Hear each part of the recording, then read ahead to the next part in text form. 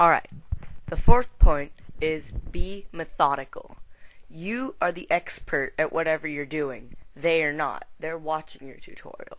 So you have to assume they have no idea what they're doing, and that's why they've searched for you and they've looked for you.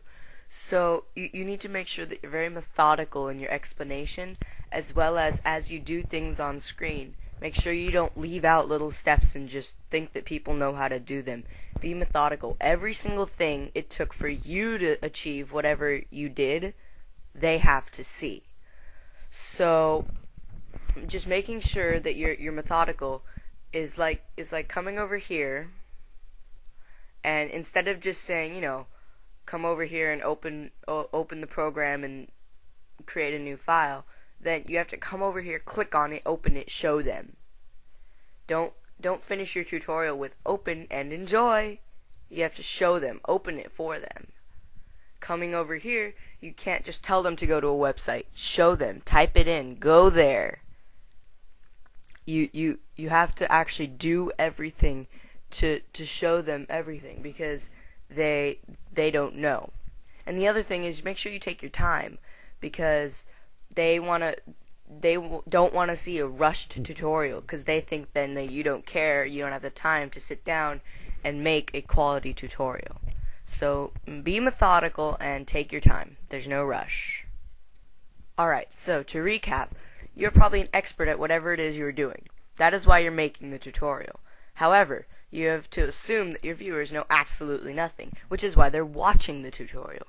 Do not skip anything you find redundant, like ending with open the file and enjoy. Actually open the file. Take your time.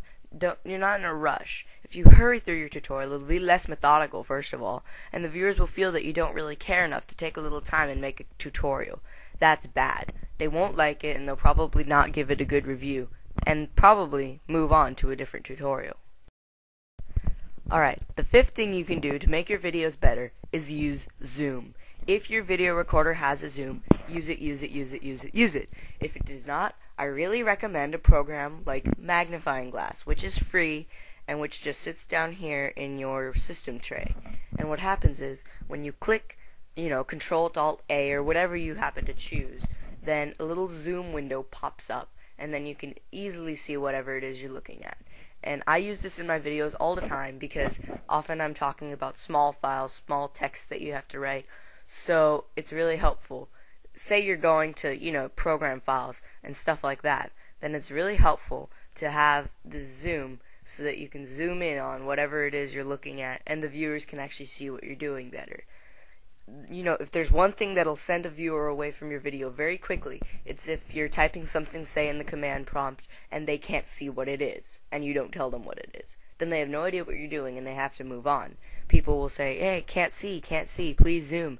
But if you zoom, people will be able to see what you're doing, and people will continue watching your videos. So I zoom all the time, even if it's not completely necessary. For example, on this tutorial on networked computers, when I come over here, I use the zoom feature to zoom in and show them what exactly it's saying, because it's hard to read. If your video recorder has a zoom, use it. You can see your computer screen fine, but when a viewer watches, they cannot see it as well, especially on YouTube, which has smaller videos that in full screen get blurry. If your video recorder does not have a zoom, I highly recommend Magnifying Glass, available for free. It makes seeing small files, being clicked, etc. easier to see. I use it in my videos all the time. And if there's one thing that will move people away from your videos, it's if they begin to watch, but they can't see what exactly it is that you're talking about. And just as a footnote, not really on this one, but please, please, please, please don't set up a video camera to record your screen from outside. Use a screen recorder. That's just a no-brainer. Don't do that. Alright, my last point is a short one, and it's simply show them. You're making a video tutorial. The whole point of this tutorial is to show them whatever it is you're doing. Don't sit there and tell them to do things while your mouse remains idle. This is kind of an exception. But make sure that you show them even the smallest things. Don't tell them to go to your website and download the file and then show them how to install it.